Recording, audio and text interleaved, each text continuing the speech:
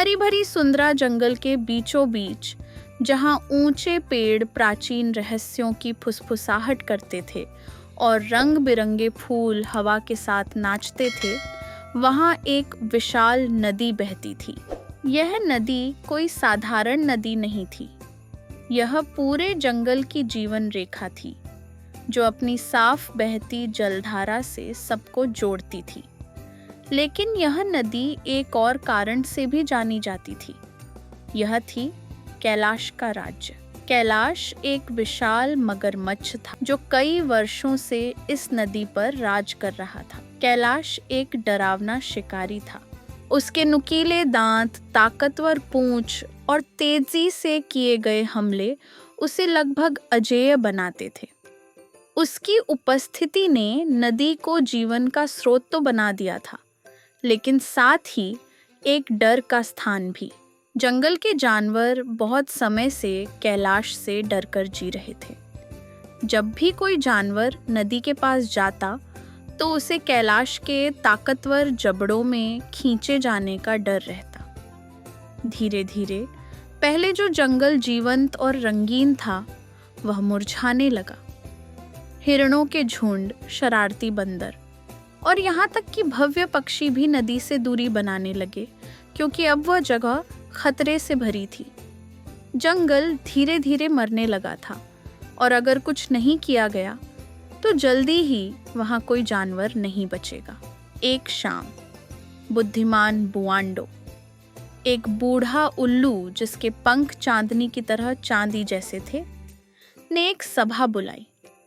उसकी बुद्धिमानी पीढ़ी दर पीढ़ी चली आ रही थी और जंगल का हर जीव उसका सम्मान करता था। जब सारे जानवर उस विशाल पेड़ के नीचे इकट्ठा हुए जहां बुआंडो रहता था, तो पत्तों की सरसराहट और शाम की मंद हवा की मधुर गूंज सुनाई दे रही थी। हम बहुत बड़े खतरे में हैं, बुआंडो ने बोलना शुरू किया। उसकी आवाज़ मजबूत थी, लेकिन उसमें उदासी भी थी। अगर कैलाश यूं ही जंगल के जानवरों को मारता रहा, तो ना खाने को कुछ बचेगा, ना घर होंगे और ना ही कोई आवाज़ें रहेंगी जो इन पेड़ों के नीचे गूंजे। हमें उसे रोकने का कोई उपाय खोजना ही होगा, इससे पहले कि बहुत देर हो जाए। जानवर आपस में फुसफुसाने लगे। उनके चेहरों पर चिंता साफ झलक रही थी। ऐसा लग रहा था जैसे इस मगरमच्छ के राज का कोई हल नहीं था। वह बहुत ताकतवर था, बहुत भयानक। जंगल ने इससे पहले कभी ऐसा शासक नहीं देखा था। हमें एक समझौता करना होगा, बुआंडो ने आगे कहा। उसकी तीखी आंखें भीड़ में खोज करने लगीं। मैंने सुना है कि कैलाश से बात करने और उसे मनाने का एक तरीका है जिससे वह बाकी जानवरों को छोड़ सकता है, लेकिन इसके लिए हमें किसी बहादुर, किसी चालाक और किसी ऐसे जीव की जरूरत है जो उससे डरता ना हो। यह सुनकर जानवरों ने एक दूसरे को देखा, असमंजस में। कौन हो सकता है इतना बहादुर जो कैलाश का सामना करे? तभी एक छोटी लेकिन चतुर खरगोश बबली खड़ी हुई। वह अपनी तेज सोच और समझदारी के लिए जानी जाती थी। वह भले ही आकार में छोटी थी, लेकिन उसके दिल में हिम्मत भरी हुई थी और वह किसी भी चुनौती से डरती नहीं थी। मैं जाऊंगी, बबली ने कहा। उसकी आवाज़ दृढ़ता से भरी हुई थी। मैं भले ही छोटी हूँ, लेकिन मेरे पास मेरी चतुराई है और मुझे विश्वास है कि हम कैलाश से बात करके जंगल को बचा सकते हैं। जानवर हैरान रह गए। मगरमच्छ बहुत बड़ा और खतरनाक था और बबली एक छोटी सी खरगोश थी, लेकिन वे सभी जानते थे कि अगर कोई कैलाश को चकमा दे सकता है तो वह बबली ही है। बुआंडो ने संतोषपूर्वक सिर हिलाया। याद रखना बबली, बुआंडो ने चेताया।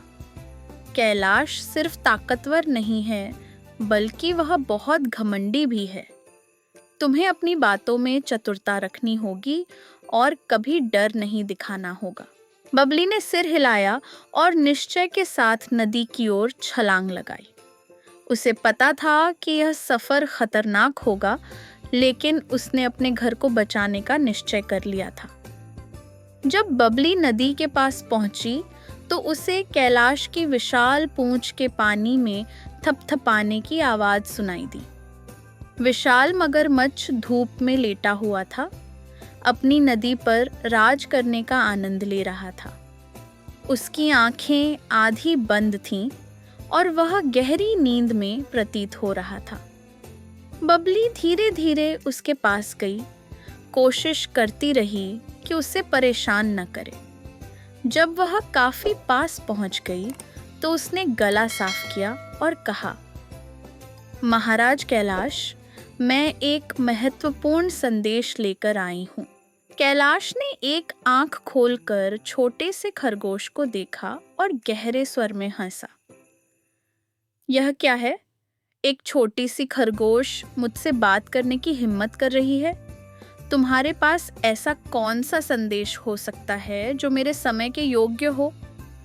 बबली सीधी खड़ी हो गई और सम्मान से बोली, भले ही उसका दिल जोर से धड़क रहा था। महाराज, मैं जंगल के सभी जानवरों की ओर से आई हूँ। हम सभी जानते हैं कि आप इस नदी के शक्तिशाली राजा हैं, लेकिन आपकी भूख से बहुत हानि हो रही है। हर दिन और जानवर मारे जा रहे हैं और जल्दी ही कोई नहीं बचेगा। अगर ऐसा चलता रहा तो आपके पास शासन करने के लिए कोई प्रजा नहीं बचेगी। एक राजा का शासन तभी होता है जब उसकी प्रजा हो। कैलाश की आंखें सिकुड़ गईं। तो तुम क्या सुझाव देती हो छोटी जान? क्या मैं शिकार करना छोड़ दूं? क्या मैं खुद को भूखा रखूं तुम्हारे कमजोर आरोपों के कारण? नहीं महाराज, बबली ने उत्तर दिया। हम नहीं चाहते कि आप भूखे रहें। हम केवल यह चाहते हैं कि आप जंगल के जानवरों की जान बख्श दें। हम हर दिन आपको एक जानवर भेजने को तैयार हैं, आपके भोजन के लिए। इस तरह आपको भोजन मिलता रहेगा और जंगल भी बचा रहेगा। कैलाश कुछ देर सोचता रहा। उसने पहले कभी ऐसा प्रस्ताव नहीं सुना था। बिना शिकार किए रोज का भोजन मिल जाए, यह एक लुभावना विचार था। लेकिन फिर उसका अभिमान जाग उठा। ठीक है, मैं तुम्हारा प्रस्ताव स्वीकार करता हूँ, लेकिन एक बात साफ सुन लो। अगर किसी दिन तुम मेरा भोजन भेजना भूल गए तो मैं कई जानवरों की जान ले लूंगा। मेरी सहनशीलता की परीक्षा मत लेना। बबली ने सिर झुकाया। बिल्कुल महाराज, हम अपने वादे का पालन करेंगे। और इसके साथ ही वह जंगल लौट गई ताकि अन्य जानवरों को यह समाचार सुना सके। उस दिन से हर सुबह एक जानवर कैलाश को भेजा जाने लगा और कुछ समय के लिए ऐसा लगा कि यह समझौता काम कर रहा है। लेकिन जैसे जैसे समय बीतने लगा, जानवरों में बेचैनी बढ़ने लगी। उन्हें डर था कि कहीं कैलाश की भूख और ज्यादा न बढ़ जाए। एक एक कर जानवर अपनी किस्मत को लेकर घबराने लगे। और जैसे ही हफ्ते गुजरे, वह दिन आ गया जब खरगोशों की बारी आई। बबली, जो सबसे चतुर थी, जानती थी कि अब उसका समय आ गया है और वह यह नहीं चाहती थी कि जंगल फिर से डर के साए में जीने लगे। और इसलिए उसने फिर से कैलाश के पास जाने की तैयारी की। लेकिन इस बार उसके मन में एक योजना थी। जैसे जैसे जंगल में दिन बीतते गए, जानवरों और मगरमच्छ कैलाश के बीच हुआ समझौता ठीक तरह से चलने लगा। हर दिन जंगल से एक जानवर नदी के पास भेजा जाता था और कैलाश अपने भोजन से संतुष्ट होकर नदी के किनारे तक ही सीमित रहता था। वह अब जंगल में इधर उधर शिकार करने नहीं जाता था। हालांकि इस व्यवस्था ने थोड़ी शांति तो लाई, लेकिन साथ ही एक बहुत बड़ी चुनौती की नींव भी रख दी। एक नए शासक का आगमन। नदी, जो अब तक कैलाश का इलाका मानी जाती थी, न केवल जंगल के जानवरों के लिए महत्वपूर्ण थी, बल्कि वह दूर दराज की जगहों से भी जुड़ी हुई थी। एक दिन भाग्य की एक घड़ी में जंगल में एक नया जीव आ गया, एक शेर जो भव्य और भयानक था। वह हाल ही में एक पड़ोसी जंगल पर विजय प्राप्त कर चुका था।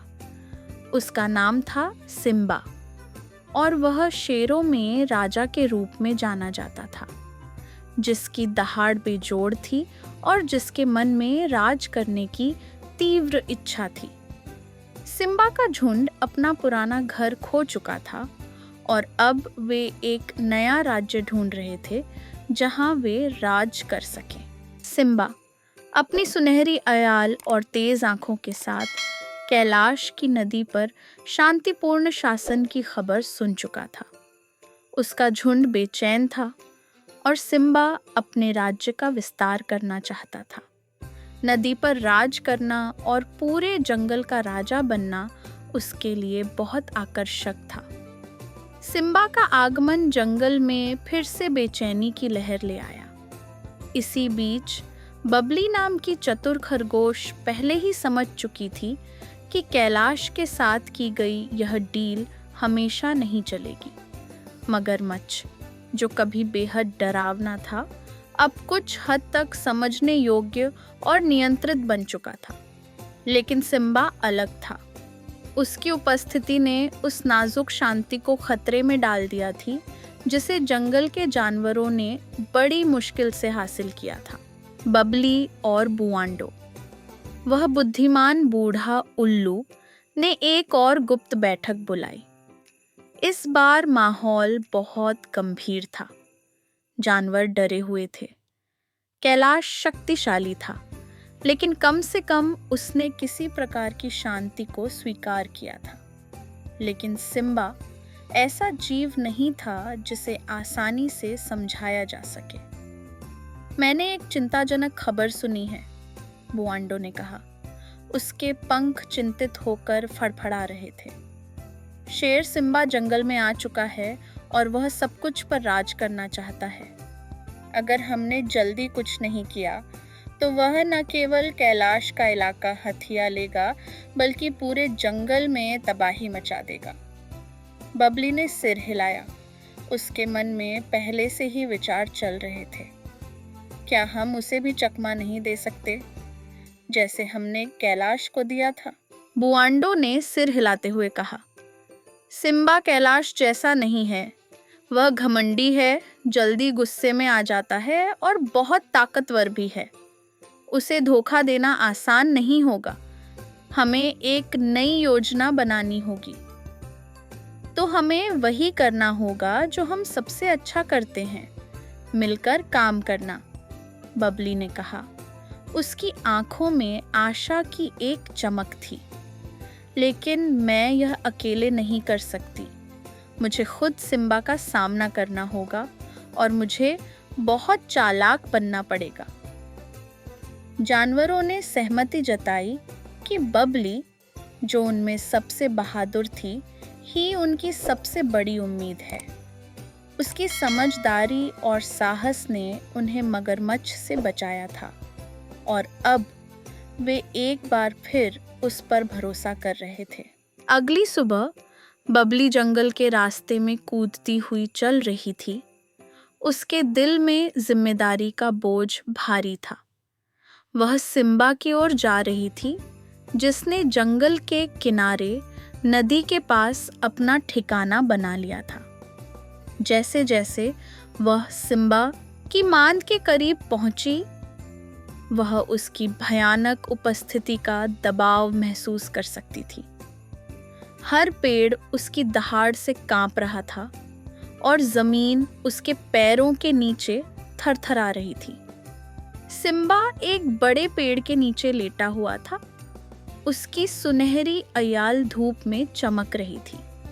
जब उसने छोटे से खरगोश को अपनी ओर आते देखा तो उसकी तेज आंखें संकरी हो गईं। ओह, देखो, ये क्या है? वह गरजा। उसकी आवाज बिजली जैसी गूंज रही थी। एक और प्राणी जो मुझसे बात करने की हिम्मत कर रहा है। बबली, जो छोटी और नाजुक थी, फिर भी पूरे आत्मविश्वास से खड़ी रही।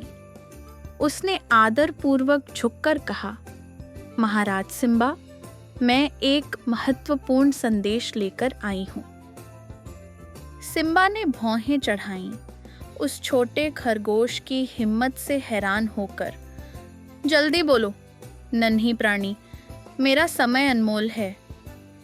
बबली ने गहरी सांस ली और बोली, महाराज, मैं जंगल के सभी जानवरों की ओर से आई हूँ।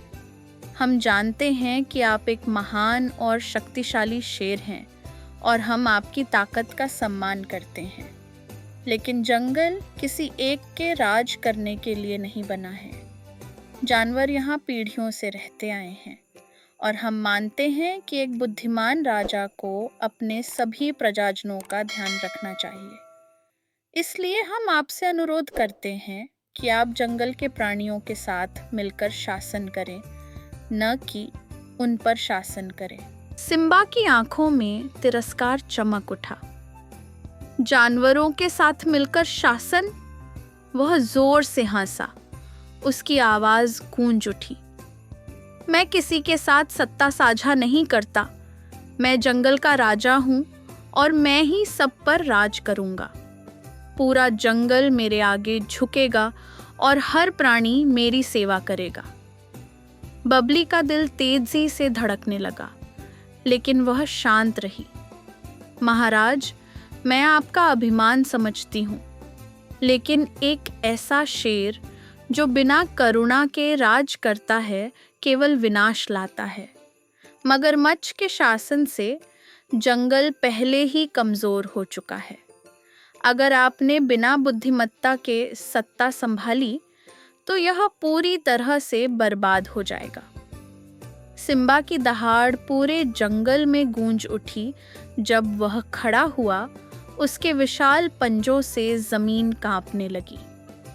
मुझे उपदेश मत दो खरगोश, मैं किसी को भी नष्ट कर दूंगा जो मेरे शासन को चुनौती देगा।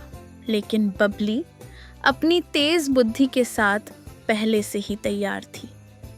मैं आपको चुनौती नहीं देती महाराज, मैं तो सिर्फ आपको आपकी शक्ति का प्रतिबिंब दिखाना चाहती हूँ। उसने फिर सिम्बा के पीछे घने जंगल की ओर इशारा किया, जहाँ एक बड़ा गहरा पानी का तालाब था जो शेर की छवि को प्रतिबिंबित कर रहा था। अपने प्रतिबिंब को देखिए महाराज, देखिए आप कितने महान दिखते हैं, बबली ने कोमल आवाज में कहा। लेकिन याद रखिए, जंगल विशाल है और कोई भी प्राणी अकेले इसका शासन नहीं कर सकता। जैसे आपका प्रतिबिंब केवल एक दृश्य का हिस्सा है, वैसे ही आपका राज भी केवल इस धरती की भव्यता का एक हिस्सा है। सिम्बा, जो घमंडी और शक्तिशाली था, पानी में झांकने लगा। एक पल के लिए उसने केवल खुद को ही नहीं देखा, बल्कि पूरे जंगल को देखा। उसने हिरणों को चरते हुए देखा, पक्षियों को उड़ते हुए और पेड़ों को आसमान की ओर ऊंचा उठते हुए देखा। पहली बार उसने अपने उत्तरदायित्व का भार महसूस किया। तुम बहुत समझदारी से बोलती हो नन्ही खरगोश, सिम्बा ने कहा। अब उसकी आवाज थोड़ी शांत थी। शायद मैंने राज पाने की जल्दी में कुछ ज्यादा ही जल्दबाजी कर दी। बबली ने तुरंत मौका पकड़ लिया। महाराज, अगर आप सच में राजा बनना चाहते हैं तो आइए हम मिलकर काम करें। जंगल के जानवर आपका सम्मान करेंगे और आप एक ऐसा शासक बनेंगे जो डर से नहीं बल्कि प्रेम और बुद्धिमत्ता से राज करेगा। सिम्बा थोड़ी देर तक सोचता रहा। फिर एक गहरी सांस लेकर उसने सिर हिलाया। मैं तुम्हारे प्रस्ताव को स्वीकार करता हूँ, लेकिन याद रखना, दूसरा मौका नहीं मिलेगा। अगर जंगल ने मेरा सम्मान नहीं किया तो मैं अपनी गद्दी जोर से ले लूंगा। बबली मुस्कुराई और सिर हिलाया। बिल्कुल महाराज, साथ मिलकर हम इस जंगल को समृद्ध बनाएंगे। और इस तरह सिम्बा, कैलाश और जंगल के जानवरों ने एक अस्थाई लेकिन आशा भरा गठबंधन बना लिया। एक समय जो टूटा हुआ था अब धीरे धीरे ठीक होने लगा, क्योंकि जंगल के प्राणी और उनके नए शेर राजा ने मिलकर रहना सीख लिया। जहाँ तक बबली की बात है, उसने एक बार फिर एक शक्तिशाली दुश्मन को अपनी बुद्धि और बहादुरी से मात दी। जंगल अब सुरक्षित था, कम से कम अभी के लिए। सभी प्राणी एक और दिन जी पाए और बबली को हमेशा याद किया जाएगा उस चतुर खरगोश के रूप में जिसने सभी को बचा लिया।